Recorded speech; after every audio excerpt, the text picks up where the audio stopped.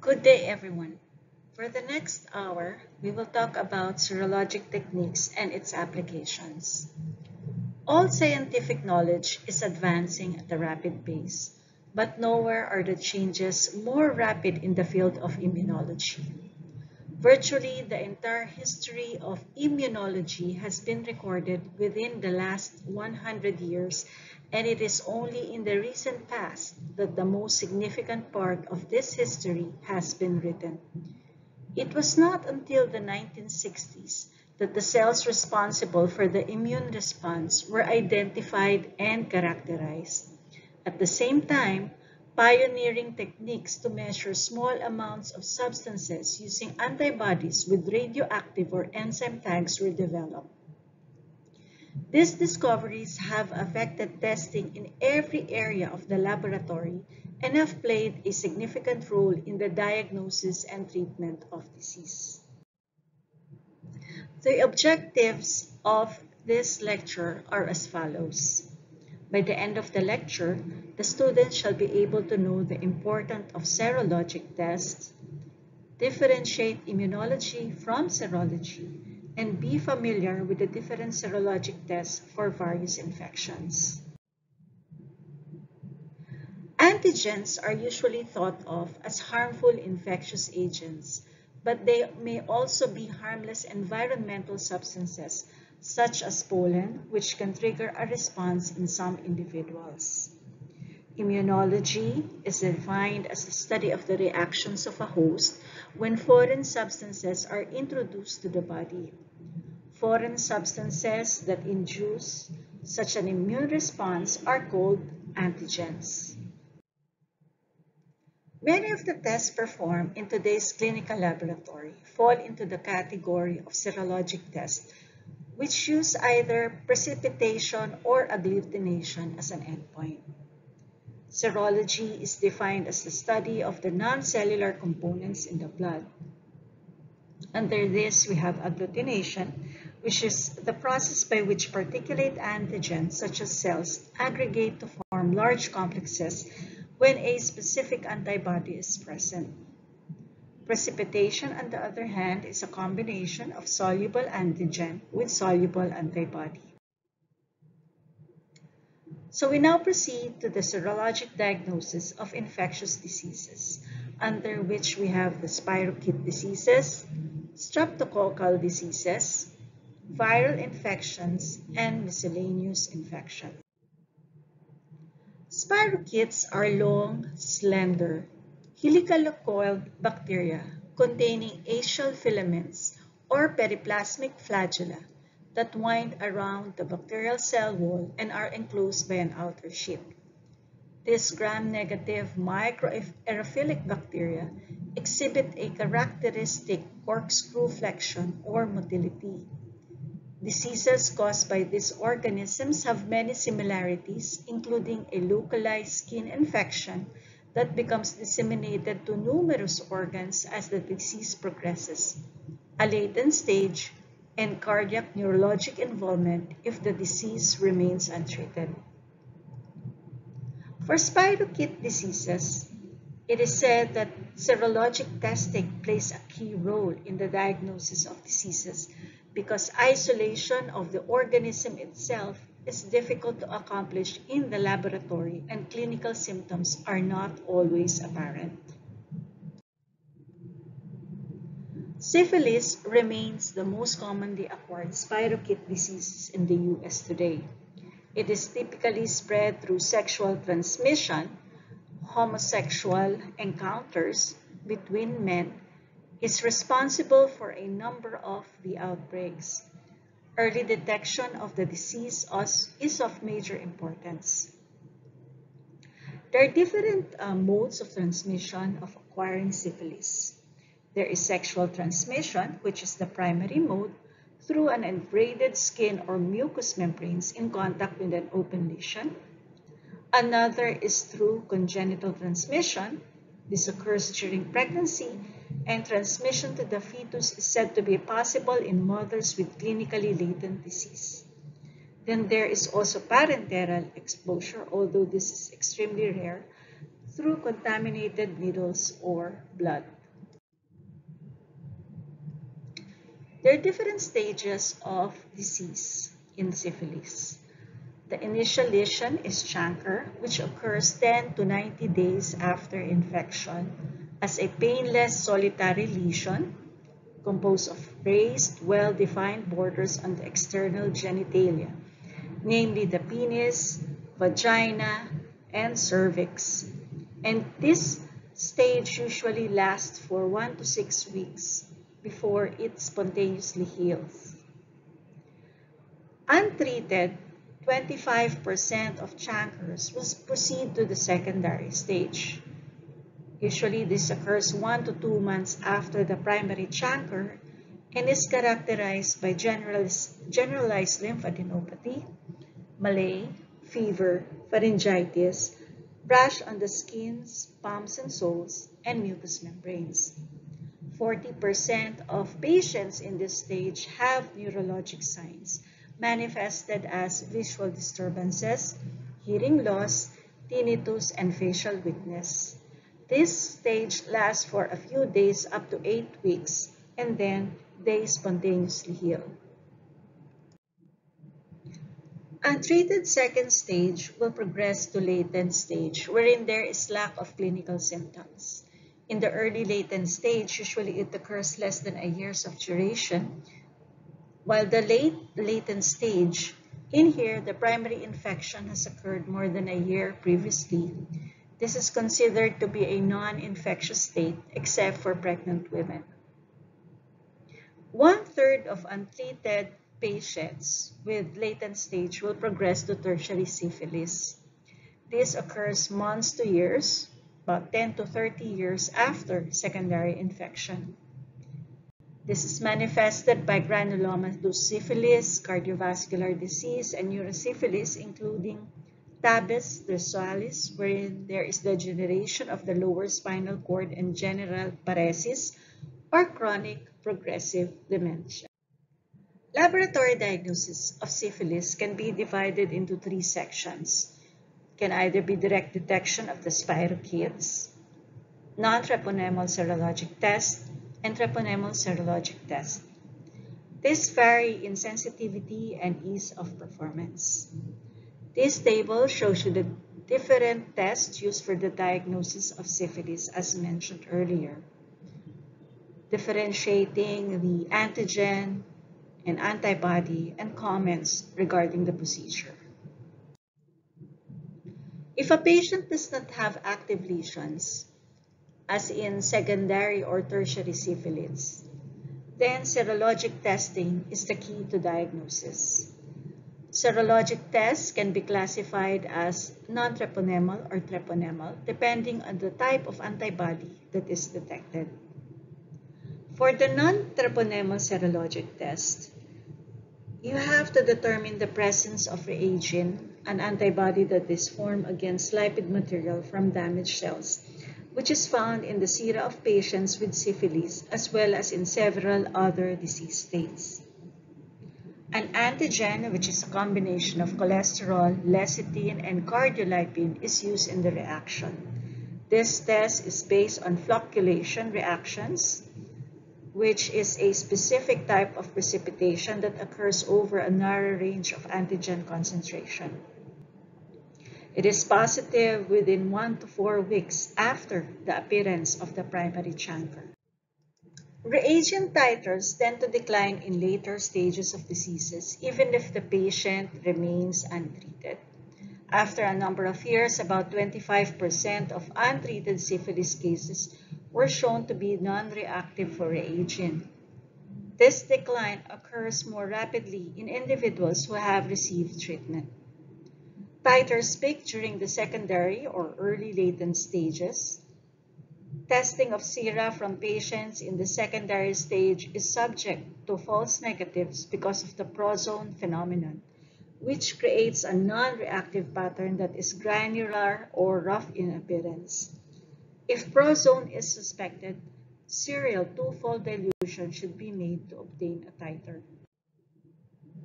Examples of non-treponemal serologic tests include your venereal disease research laboratories test, rapid plasma reagent test, toluene red unheated serum test, unheated serum reagent, and reagent screen test. Among these, RPR and VDRL are the most widely used. The VDRL test is the only one routinely used for testing of spinal fluid. The test is read microscopically as in the VDRL serum test.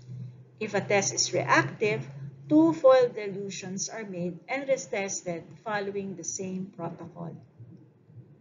A positive VDRL test on spinal fluid is diagnostic of neurosyphilis because false positives are extremely rare.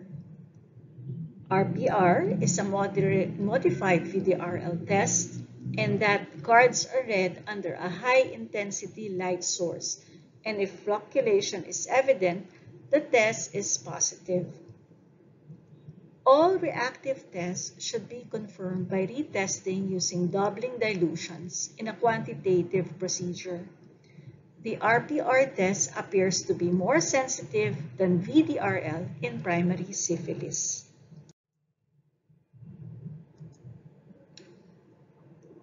Treponemal tests use specific treponemal antigens and detect antibody directed against the organism itself.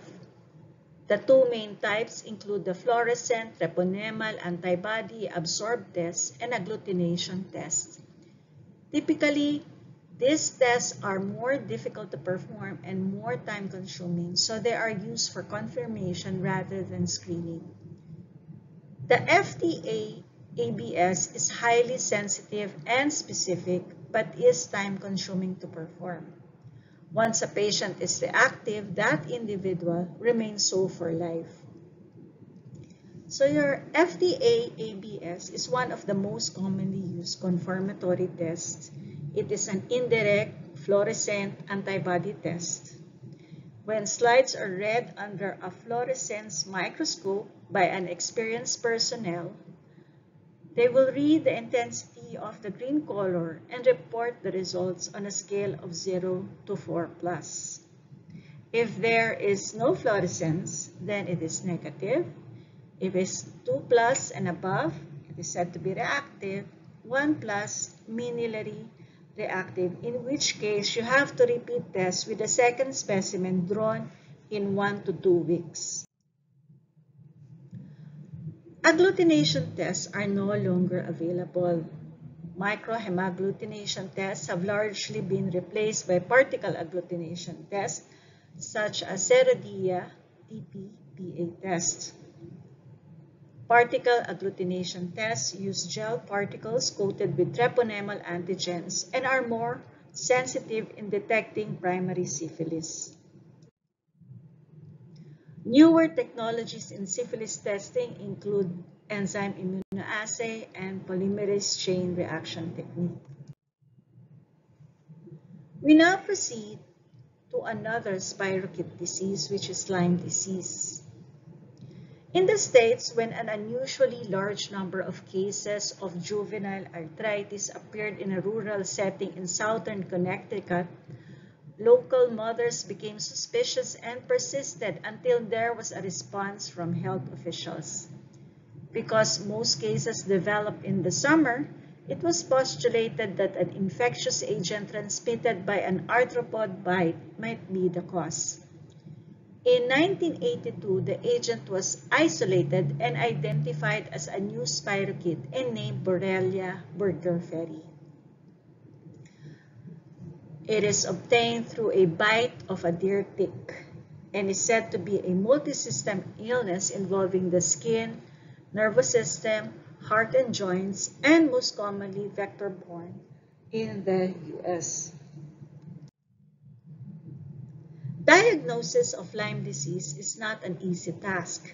If the characteristic rash is present, this can be used as a presumptive finding, but in as many as 20% of patients, the rash is not apparent. Direct isolation of the organism from skin scraping, spinal fluid, or blood is possible, but the yield of positive culture is extremely low. IgM response often does not appear until 3 to 6 weeks after the tick bite, and IgG is further delayed.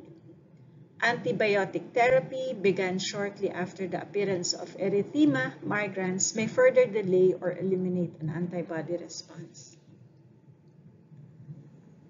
So diagnoses need to be based on several criteria that include the history of a tick bite, clinical symptoms, plus the confirmation of the presence of B. burgdorferi by direct or indirect methods, either through immunofluorescence assay, enzyme immunoassay, Western blot, and polymerase chain reaction.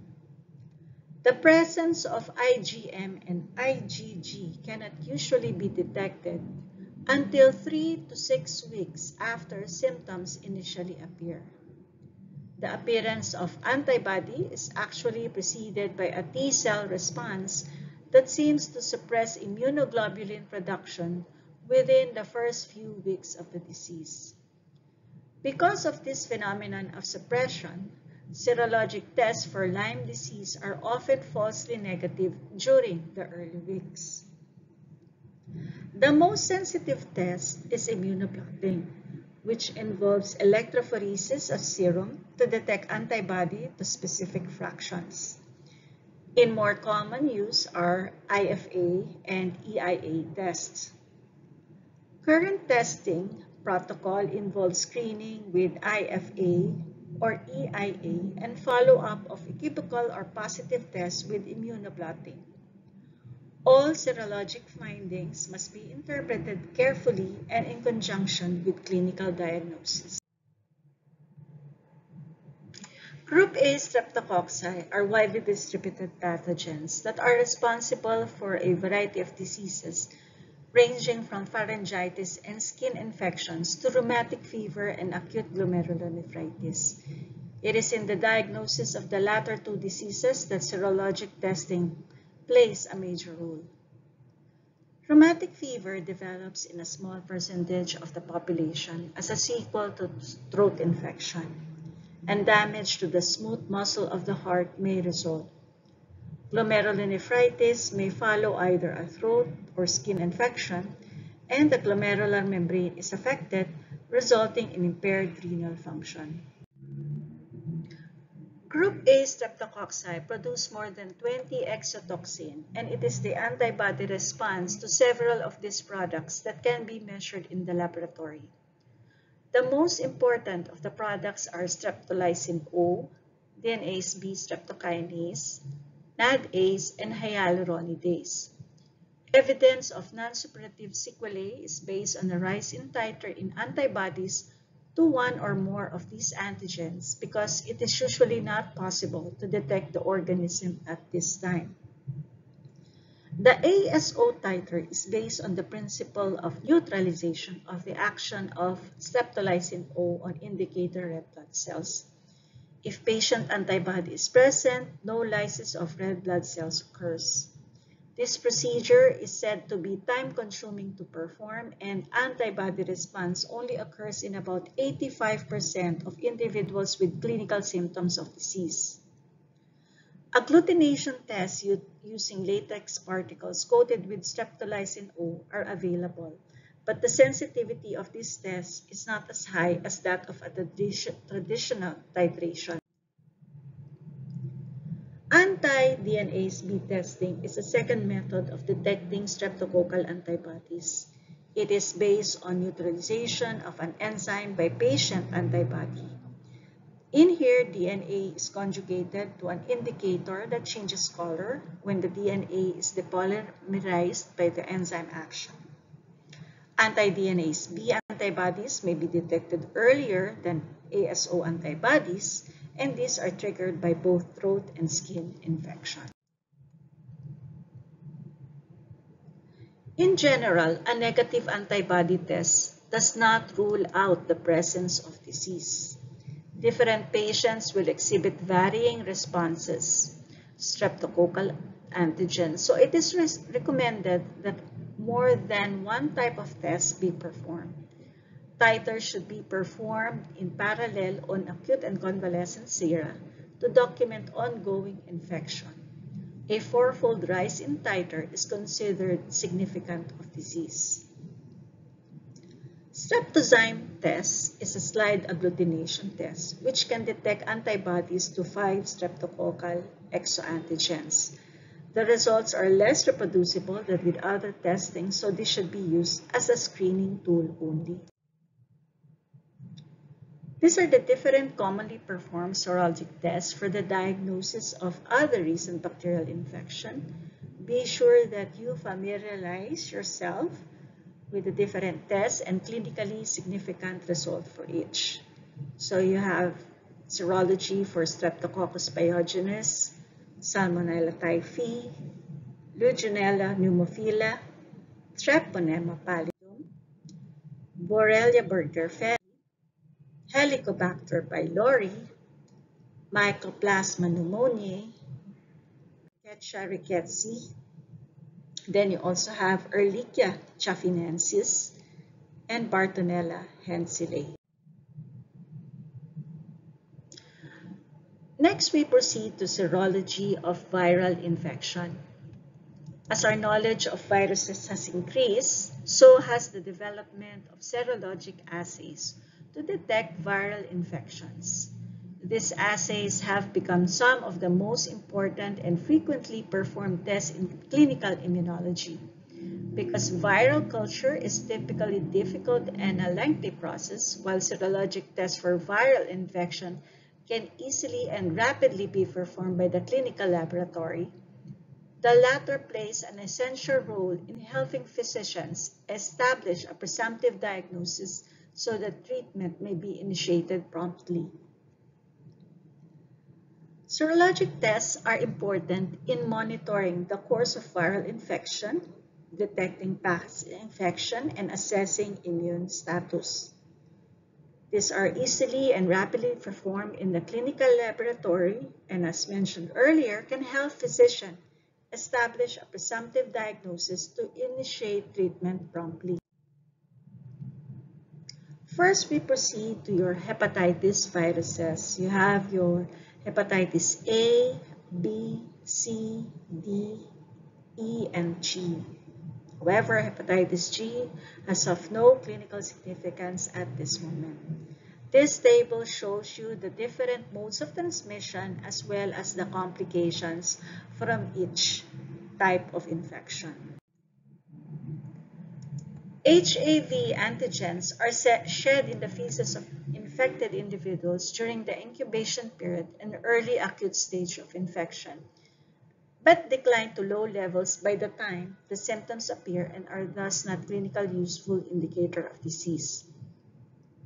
Serologic tests for antibody are critical in establishing diagnosis of hepatitis A infection, and acute hepatitis A is indicated by the presence of IgM antibodies to HAV. These antibodies are routinely detected by a solid phase antibody capture ELISA test, and they typically peak during the first month of illness and decline to undetectable levels within 6 to 12 months. Competitive inhibition ELISA tests are available to detect total HAV antibodies. For hepatitis E, serologic tests have been developed. The diagnostic tests available in research laboratories include ELISA, Western blot, fluorescent antibody blocking assay, and PCR. For hepatitis B, these are the serologic markers. You have your hepatitis B surface antigen, which is the first marker to appear, and is said to be detectable 2 to 12 weeks after HABV exposure, then declines thereafter. It remains elevated in cases of chronic HBV infection and is said to be an indicator of active infection. HBsAg is an important marker in detecting initial infection, monitoring the course of infection and progression to chronic disease, as well as in screening of donor blood. Your hepatitis B antigen appears shortly after hepatitis B surface antigen and disappears shortly before HBs antigen in recovering patients. This may be elevated in chronic infection and is said to be present during periods of active replication of the virus and thus indicates a high degree of infectivity when present. IgM anti-HBC, which is an IgM antibody to the core antigen. As the host develops an immune response to the virus, these antibodies first appear, said to be an indicator of current or recent acute infection, and appears 2 weeks after HBs antigen during acute and can be detected after 6 months later. It is useful in detecting infection during the core window or the time between the disappearance of hepatitis B surface antigen and the appearance of antibodies to hepatitis B surface antigen. Your IgM antibody to the core antigen is used in addition to HB surface antigen for the screening of donor blood. The IgG antibody to the core antigen is produced before IgM anti-HBC disappears and then persists for the lifetime of the individual. Predominant antibodies detected in the test for total anti-HBC, and they can be used to indicate a past HBV infection. Then you also have your HBe antigen, which occurs shortly after the disappearance of HBe antigen. This indicates that the patient is recovering from your HBV infection. Antibodies to HBs antigen appear during the recovery period of acute hepatitis B, weeks to months after HBs antigen disappears and persist for years and provide protective immunity. It is also produced after immunization with hepatitis B vaccine and is not produced during chronic HBV infection in which immunity fails to develop. The most widely used method for detecting serologic markers for hepatitis B has been ELISA because of its high level of sensitivity and ease of use for batch testing in the clinical laboratory. Any positive results should be verified by repeated testing of the same specimen in duplicate, followed by a confirmatory ELISA test, which uses anti-HBs to neutralize hepatitis B surface antigen in the patient sample. Newer, fully automated assays that use microparticles and computerized instrumentation have also been manufactured. Molecular methods to detect HBV DNA are used primarily to evaluate the effectiveness of antiviral therapy in patients with chronic hepatitis B originating from mutations in the HBV genome. Infection with hepatitis D is routinely indicated by the presence of anti-HDV in the patient's serum, which is detected by ELISA. IgM anti-HDV appears 6 to 7 weeks after exposure and remains elevated during the acute phase of the illness and then declines. Your Ig anti-HDV is produced during the convalescence and declines to subdetectable levels if the infection resolves. Both IgM and IgG antibodies tend to remain elevated during chronic infection. Let's proceed to hepatitis C. Screening assays based on ELISA methods are performed, in which antibodies to HEV are captured onto microtiter plates, or plastic beads coated with antigens from the virus. This is used in the screening of blood and organ donors and in the initial diagnosis of symptomatic patients.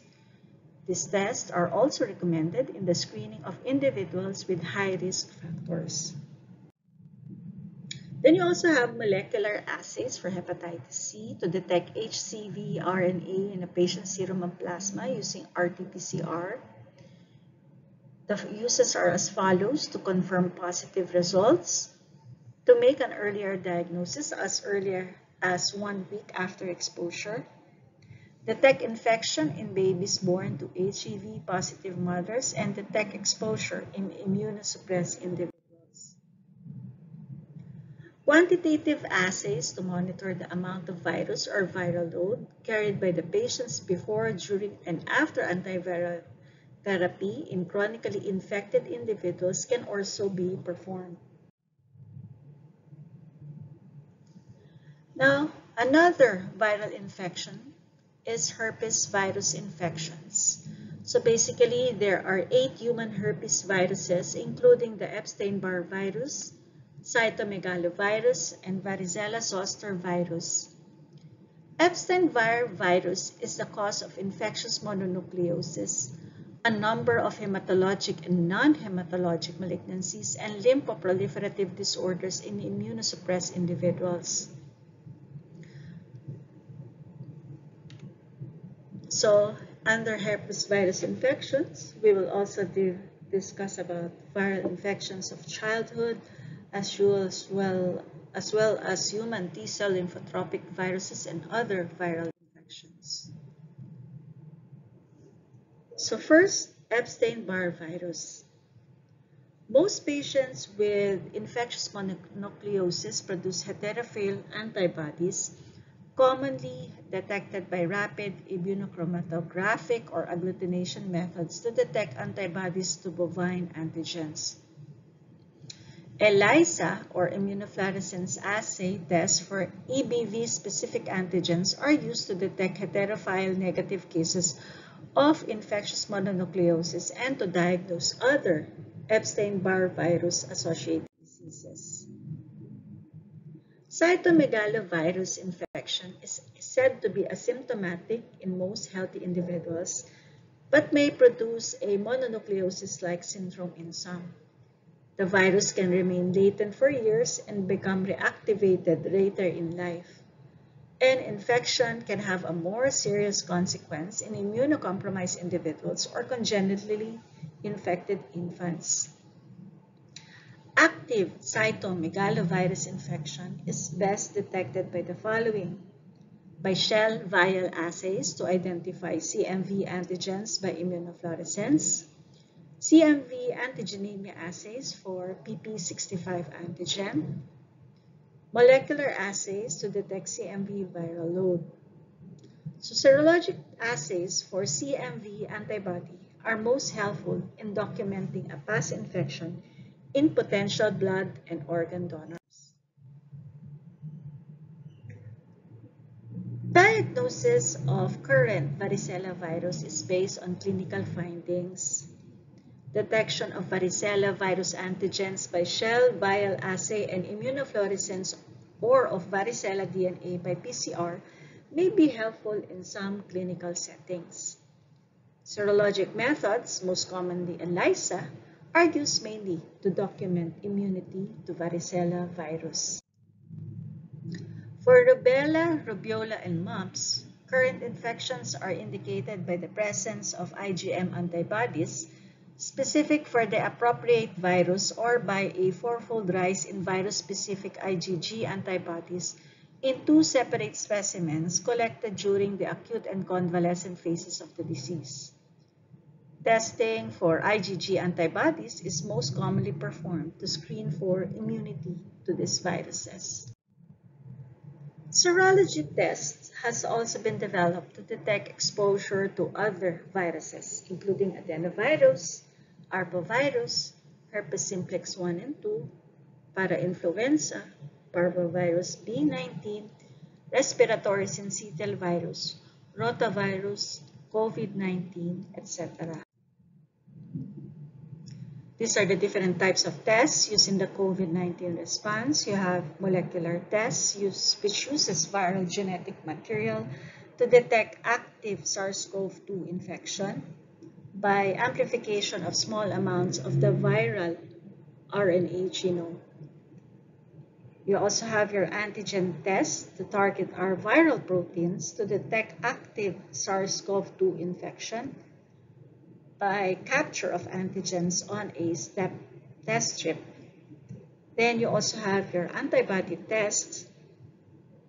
The target are antibodies that patient develop in response to infection to assess past infections through capture of antibodies on a test strip. Human immunodeficiency virus type 1 is responsible for the majority of AIDS cases throughout the world. The main lab tests for HIV infection include CD4 T-cell enumeration, in which 3 or 4 color immunofluorescence staining followed by analysis with flow cytometry is performed. Another is HIV antibody detection, which is performed with an initial ELISA screening test. ELISA testing is said to be sensitive but is subject to false positive reactions. Confirmatory testing of positive specimen is necessary. Western blot is the most commonly used confirmatory test. Colored bands develop in the areas on the strip where HIV antibodies have bound. Another test is P24 antigen detection to identify HIV infection during the window period before antibody is detectable. It may be used to detect infection in seronegative patients and also used in the screening of blood donor units. It employs an antigen capture or sandwich assay. Finally, you have testing for HIV nucleic acid to determine the amount of virus harbored by patients and development of drug-resistant strains of the virus. Quantitative tests for HIV nucleic acid are known as viral load tests. For the HIV viral load test, you have your reverse transcriptase polymerase chain reaction, branch chain DNA assay, and nucleic acid sequence-based amplification. Serologic testing for parasitic and fungal diseases is less routine than for other infectious diseases because test availability is limited in the diagnosis and usually made from culture and morphologic features of the organisms. However, some serologic tests are available and can be useful for detection of these diseases. So we'll now proceed to the miscellaneous serology. You have your parasitic immunology, serology of protozoan diseases, helminth infections, fungal immunology, and mycotic infections.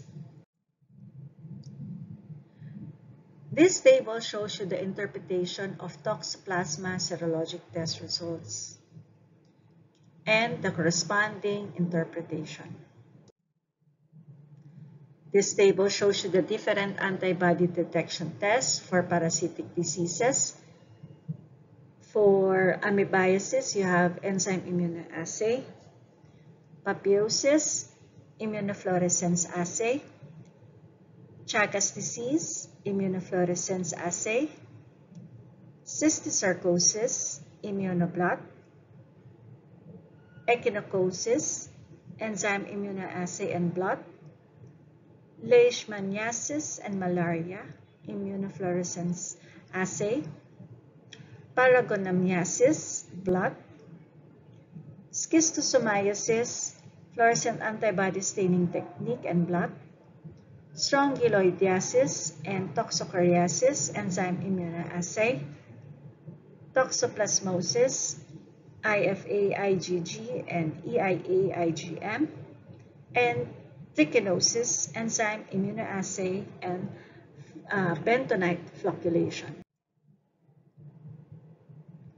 These are the fungal serodiagnostic tests for Aspergillus immunodiffusion, RIA or EIA, Candida albicans immunodiffusion, latex agglutination, enzyme immunoassay, Coccidioides immitis, complement fixation, tube precipitation, immunodiffusion and latex agglutination, and Cryptococcus neoformans, latex agglutination and tube agglutination.